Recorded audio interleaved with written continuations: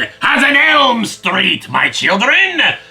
But unfortunately, we won't be visiting them anytime soon, for this is the final issue of Wildstorm's Nightmare on Elm Street comics. Dean here is a fast food worker employed by Burger Heaven and is of course trying his hardest to get through his shift at his stressful, miserable job. When good old Mr. Krueger shows up to remind him that he really needs to take a closer look at those burgers to make sure they're actually cooking. And what do you know? His cheek the next morning indicates that indeed they were. He thinks the stress of the job is getting to him, working double shifts, opening and closing, making burgers in his sleep, getting hurt and not remembering how.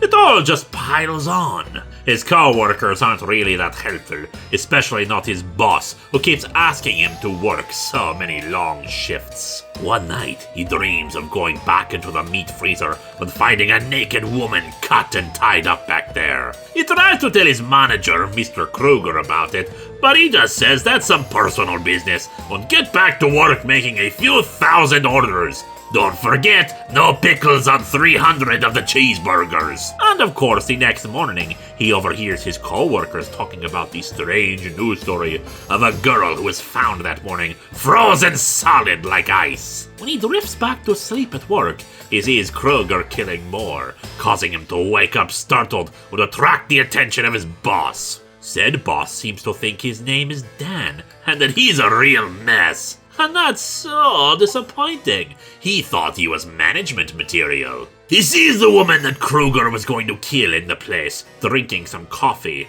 but in his exhausted state, he can't really convince her to stay and help, only resulting in burning some burgers and almost starting a fire. When he's sent home, he dreams of being back in the burger joint, now with Krueger telling him to ready some chicken for a birthday party coming in. Although, as he notes, at least Krueger knows his name. And yet he hasn't murdered him yet either. Did Freddy Krueger just find his true calling as a fast food manager?